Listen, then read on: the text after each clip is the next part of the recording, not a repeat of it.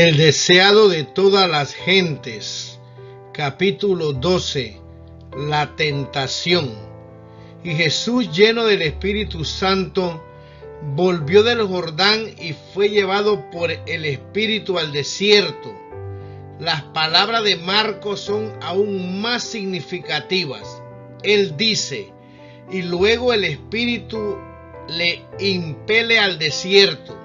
Y estuvo allí en el desierto 40 días, y era tentado de Satanás, y estaba con las fieras, y no comió cosa en aquellos días.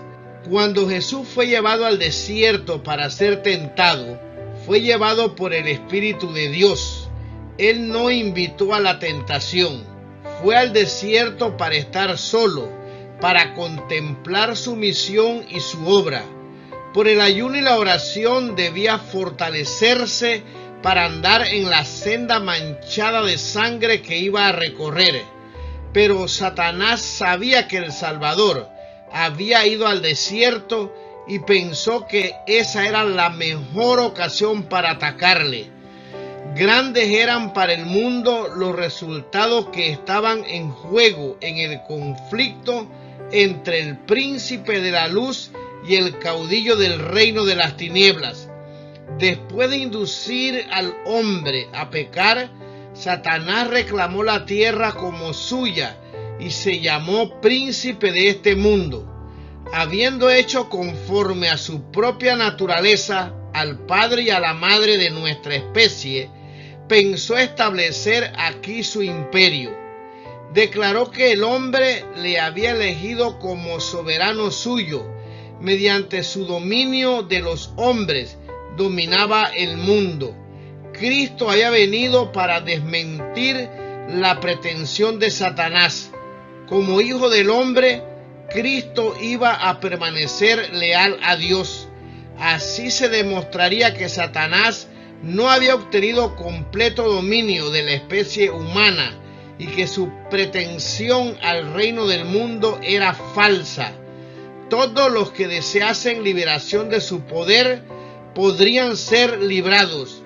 El dominio que Adán había perdido por causa del pecado sería recuperado.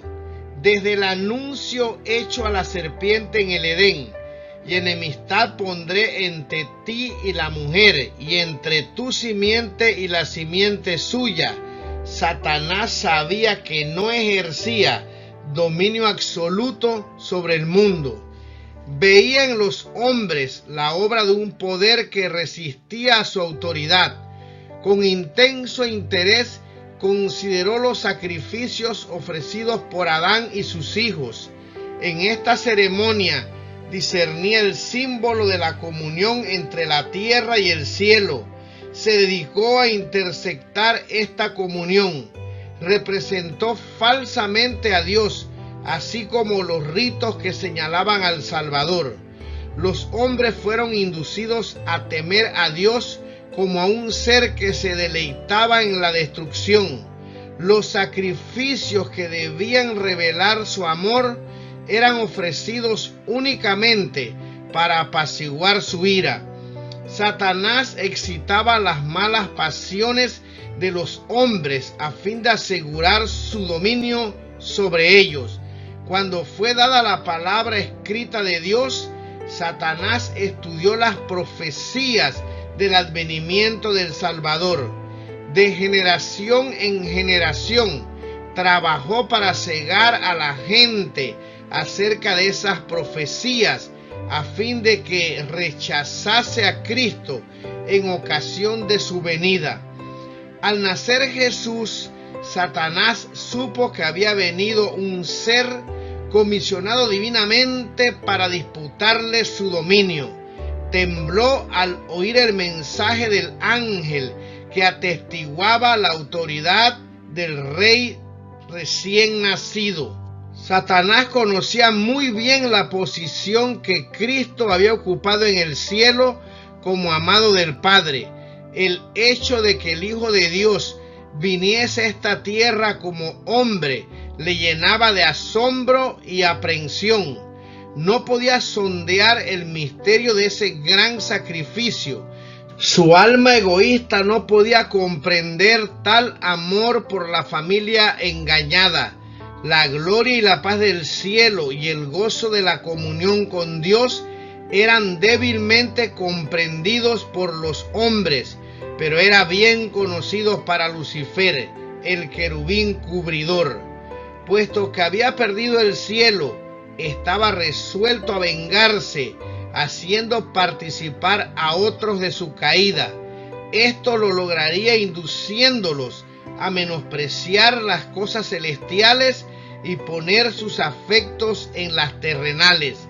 No sin obstáculos iba el generalísimo del cielo a ganar las almas de los hombres para su reino. Desde su infancia en Belén fue continuamente asaltado por el maligno. La imagen de Dios se manifestaba en Cristo y en los concilios de Satanás se había resuelto vencerle. Ningún ser humano había venido al mundo y escapado al poder del engañador. Las fuerzas de la confederación del mal asediaban su senda para entablar guerra con él, y si era posible prevalecer contra él. En ocasión del bautismo del Salvador, Satanás se hallaba entre los testigos. Vio la gloria del Padre que descansaba sobre su Hijo. Oyó la voz de Jehová atestiguar la divinidad de Jesús. Desde el pecado de Adán, la especie humana había estado privada de la comunión directa con Dios. El trato entre el cielo y la tierra se había realizado por medio de Cristo, pero ahora que Jesús había venido en semejanza de carne de pecado, el Padre mismo habló. Antes se había comunicado con la humanidad por medio de Cristo. Ahora se comunicaba con la humanidad en Cristo. Satanás había esperado que el aborrecimiento que Dios siente hacia el mal produjera una eterna separación entre el cielo y la tierra, pero ahora era evidente que la relación entre Dios y el hombre había sido restaurada. Satanás vio que debía vencer o ser vencido.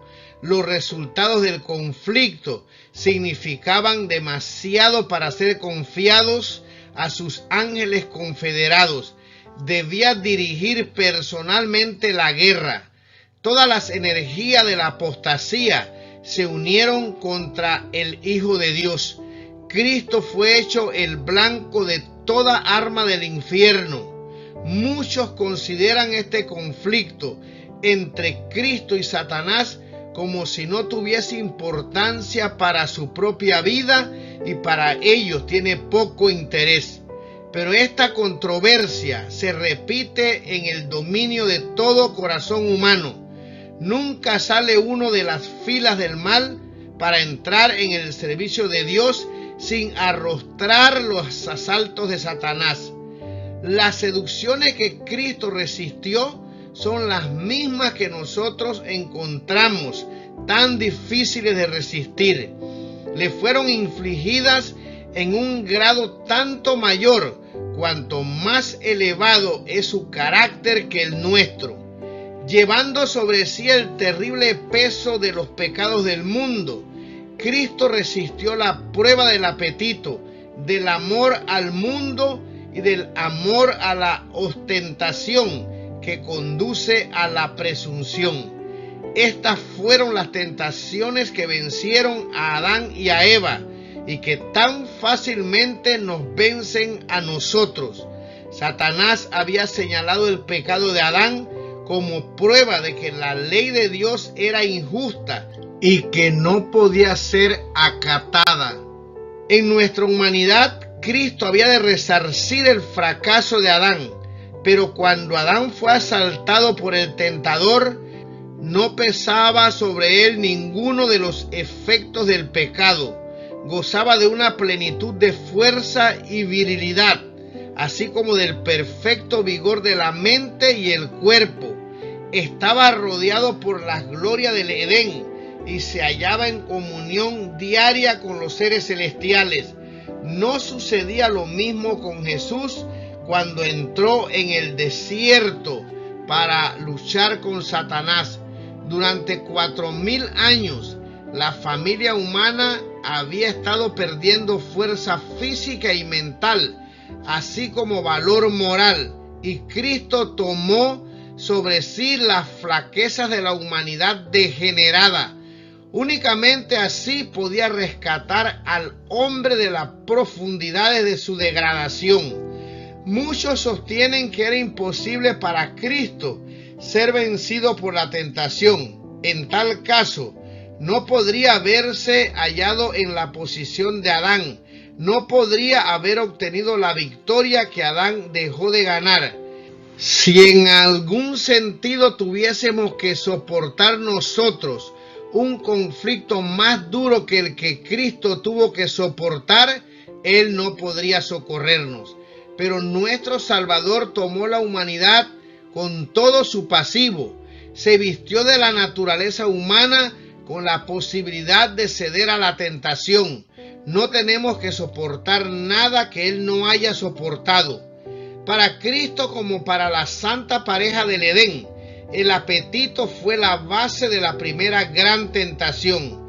Precisamente donde empezó la ruina, debe empezar la obra de nuestra redención. Así como por haber complacido el apetito, Adán cayó, por sobreponerse al apetito, Cristo debía vencer. Y habiendo ayunado 40 días y 40 noches, después tuvo hambre, y llegándose a él el tentador, dijo: si eres hijo de Dios, di que estas piedras se hagan pan. Mas él respondió, dijo: escrito está, no con solo el pan vivirá el hombre, mas con toda palabra que sale de la boca de Dios. Desde el tiempo de Adán hasta el de Cristo, la complacencia de los deseos propios había aumentado el poder de los apetitos y pasiones hasta que tenían un dominio casi ilimitado. Así los hombres se habían degradado y degenerado y por sí mismos no podían vencer. Cristo venció en favor del hombre, soportando la prueba más severa. Por nuestra causa ejerció un dominio propio más fuerte que el hambre o la misma muerte. Y esta primera victoria entrañaba otros resultados, de los cuales participaban todos nuestros conflictos con las potestades de las tinieblas. Cuando Jesús entró en el desierto, fue rodeado por la gloria del Padre. Absorto en la comunión con Dios, se sintió elevado por encima de las debilidades humanas, pero la gloria se apartó de él y quedó solo para luchar con la tentación. Esta le apremiaba en todo momento. Su naturaleza humana rehuía el conflicto que le aguardaba. Durante 40 días ayunó y oró, débil y demacrado por el hambre, macilento y agotado por la agonía mental. Desfigurado era su aspecto más que el de cualquier hombre, y su forma más que la de los hijos de Adán. Entonces vio Satanás su oportunidad, pensó que podía vencer a Cristo. Como en contestación a las oraciones del Salvador, se le presentó un ser que parecía un ángel del cielo. Aseveró haber sido comisionado por Dios para declarar que el ayuno de Cristo había terminado, así como Dios había enviado un ángel para detener la mano de Abraham, a fin de que no sacrificase a Isaac. Así también, satisfecho con la buena disposición de Cristo para entrar por la senda manchada de sangre, el Padre había enviado un ángel para librarlo. Tal era el mensaje traído a Jesús. El Salvador se hallaba debilitado por el hambre y deseaba con vehemencia alimento cuando Satanás se le apareció repentinamente. Señalando las piedras que estaban esparcidas por el desierto y que tenían la apariencia de panes, el tentador dijo: si eres hijo de Dios, di que estas piedras se hagan pan. Aunque se presentó como ángel de luz, delataban su carácter estas primeras palabras, si eres hijo de Dios. En ellas se insinuaba la desconfianza. Si Jesús hubiese hecho lo que Satanás quería, habría aceptado la duda. El tentador se proponía derrotar a Cristo de la misma manera en que había tenido tanto éxito con la especie humana en el principio. Cuán arteramente se había acercado Satanás a Eva en el Edén, con que Dios os ha dicho, no comáis de todo árbol del huerto. Hasta allí las palabras del tentador eran verdad, pero en su manera de expresarlas se disfrazaba el desprecio por las palabras de Dios. Había una negativa encubierta, una duda de la veracidad divina. Satanás trató de insinuar a Eva el pensamiento de que Dios no haría lo que había dicho, que el privarlos de una fruta tan hermosa contradecía su amor y compasión por el hombre.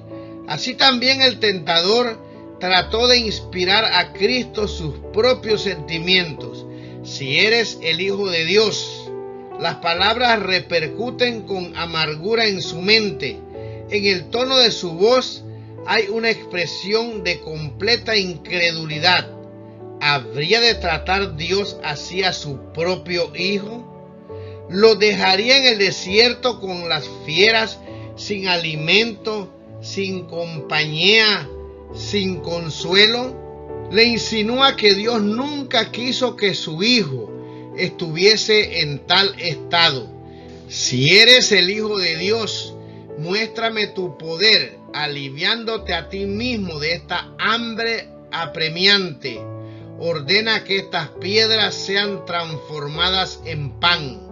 Las palabras del cielo, este es mi Hijo amado, en el cual tengo contentamiento, resonaban todavía en los oídos de Satanás, pero estaba resuelto a hacer dudar a Cristo de este testimonio. La palabra de Dios era para Cristo la garantía de su misión divina. Él había venido para vivir como hombre entre los hombres, y esta palabra declaraba su relación con el cielo. Era el propósito de Satanás hacerle dudar de esa palabra. Si la confianza de Cristo en Dios podía ser quebrantada, Satanás sabía que obtendría la victoria en todo el conflicto. Vencería a Jesús. Esperaba que bajo el imperio de la desesperación y el hambre extrema, Cristo perdería la fe en su Padre y obraría un milagro en su propio favor. Si lo hubiera hecho, habría malogrado el plan de salvación. Cuando Satanás y el Hijo de Dios se encontraron por primera vez en conflicto, Cristo era el generalísimo de las huestes celestiales y Satanás el caudillo de la rebelión del cielo. Fue echado fuera. Ahora su condición estaba aparentemente invertida y Satanás se aprovecha de su supuesta ventaja. Uno de los ángeles más poderosos dijo: ha sido desterrado del cielo. El aspecto de Jesús indica que Él es aquel ángel caído, abandonado de Dios y de los hombres. Un ser divino podría sostener su pretensión realizando un milagro. Si eres hijo de Dios, di que estas piedras se hagan pan. Un acto tal de poder creador, insistía el tentador, sería evidencia concluyente de su divinidad. Pondría término a la controversia. No sin lucha pudo Jesús escuchar en silencio al supremo engañador. Pero el Hijo de Dios no había de probar su divinidad a Satanás, ni explicar la razón de su humillación. Accediendo a las exigencias del rebelde, no podía ganar nada para beneficio del hombre ni la gloria de Dios. Si Cristo hubiese obrado de acuerdo con la sujeción del enemigo, Satanás habría dicho aún: muéstrame una señal para que crea que eres el Hijo de Dios. La evidencia habría sido inútil para quebrantar el poder de la rebelión en su corazón, y Cristo no había de ejercer el poder divino para su propio beneficio. Había venido para soportar la prueba como debemos soportarla nosotros, dejándonos un ejemplo y fe de sumisión. Ni en esta ocasión ni en ninguna otra ulterior en su vida terrenal realizó el milagro en favor suyo. Sus obras admirables fueron todas hechas para beneficio de otros. Aunque Jesús reconoció a Satanás desde el principio, no se sintió provocado a entrar en controversia con él. Fortalecido por el recuerdo de la voz del cielo, se apoyó en el amor de su Padre. No quiso parlamentar con la tentación. Jesús hizo frente a Satanás con las palabras de la Escritura. Escrito está, dijo. En toda tentación, el arma de su lucha era la palabra de Dios. Satanás exigía de Cristo un milagro como señal de su divinidad, pero aquello que es mayor que todos los milagros, una firme confianza en un así dice Jehová, era una señal que no podía ser controvertida. Mientras Cristo se mantuviese en esa posición, el tentador no podría obtener ventaja alguna. Fue en el tiempo de la mayor debilidad cuando Cristo fue asaltado por las tentaciones más fieras. Así Satanás pensaba prevalecer. Por este método había obtenido la victoria sobre los hombres. Cuando faltaba la fuerza y la voluntad, se debilitaba y la fe dejaba de reposar en Dios. Entonces los que habían luchado valientemente por lo recto durante mucho tiempo eran vencidos. Moisés se hallaba cansado por los 40 años de peregrinaciones de Israel, cuando su fe dejó de asirse momentáneamente del poder infinito. Fracasó en los mismos límites de la tierra prometida. Así también sucedió con Elías, que había permanecido indómito delante del rey Acab y había hecho frente a toda la nación de Israel, encabezada por los 450 profetas de Baal. Después de aquel terrible día pasado sobre el Carmelo, cuando se había muerto a los falsos profetas y el pueblo había declarado su fidelidad a Dios, Elías huyó para salvar su vida ante las amenazas de la idólatra Jezabel.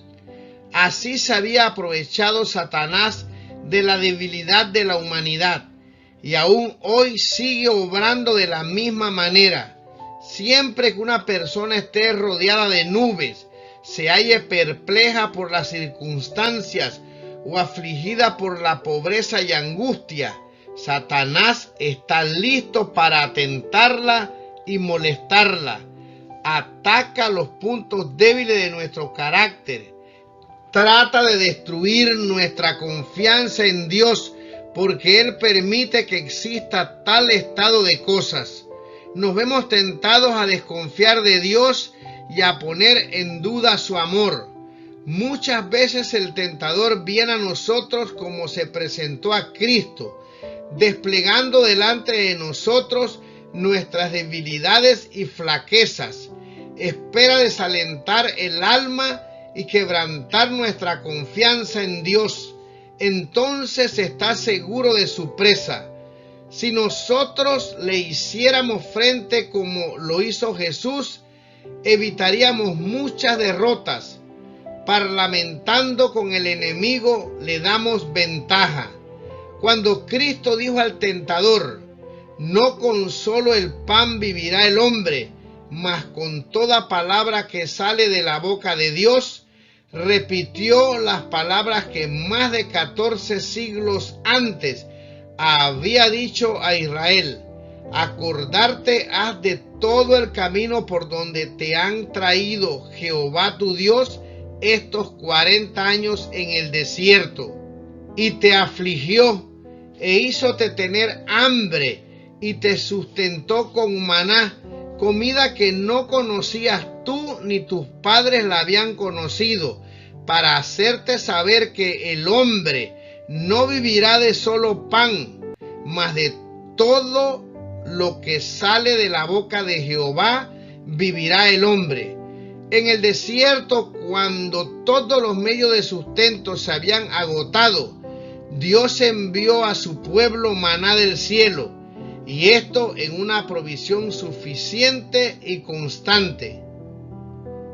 Dicha provisión había de enseñarles que mientras confiasen en Dios y anduviesen en sus caminos, Él no los abandonaría. El Salvador puso ahora en práctica la lección que había enseñado a Israel. La palabra de Dios había dado socorro a la hueste hebrea, y la misma palabra se lo daría también a Jesús. Esperó el tiempo en que Dios había de traerle alivio. Se hallaba en el desierto en obediencia a Dios y no iba a obtener alimento siguiendo las sugestiones de Satanás. En presencia del universo, atestiguó que es menor calamidad sufrir lo que venga que apartarse un ápice de la voluntad de Dios. No con solo el pan vivirá el hombre, mas con toda palabra que sale de la boca de Dios. Muchas veces el que sigue a Cristo se ve colocado en donde no puede servir a Dios y llevar adelante sus empresas mundanales. Tal vez le parece que la obediencia a algún claro requerimiento de Dios le privará de sus medios de sostén. Satanás quisiera hacerle creer que debe sacrificar las convicciones de su conciencia, pero lo único en que podemos confiar en este mundo es la palabra de Dios. Buscad primeramente el reino de Dios y su justicia, y todas estas cosas os serán añadidas. Aún en esta vida no puede beneficiarnos el apartarnos de la voluntad de nuestro Padre Celestial.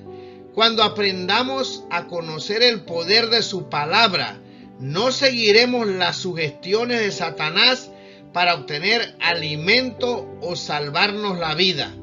Lo único que preguntaremos será: ¿cuál es la orden de Dios y cuál es su promesa? Conociéndolas, obedeceremos la primera y confiaremos en la segunda.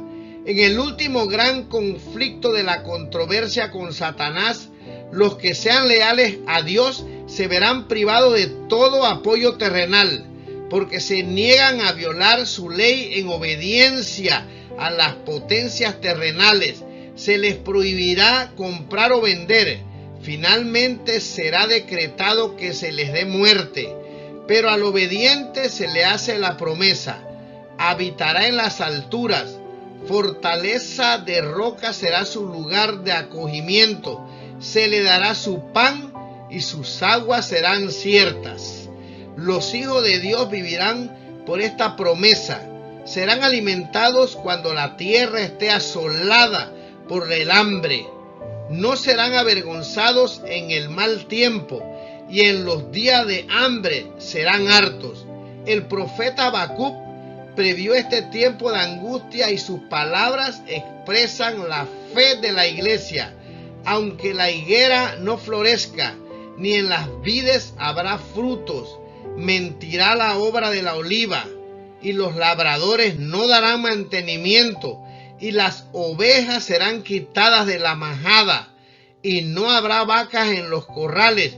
Con todo, yo me alegraré en Jehová y me gozaré en el Dios de mi salud. De todas las lecciones que se desprenden de la primera gran tentación de nuestro Señor, ninguna es más importante que la relacionada con el dominio de los apetitos y pasiones. En todas las edades, las tentaciones atrayentes para la naturaleza física han sido las más eficaces para corromper y degradar a la humanidad.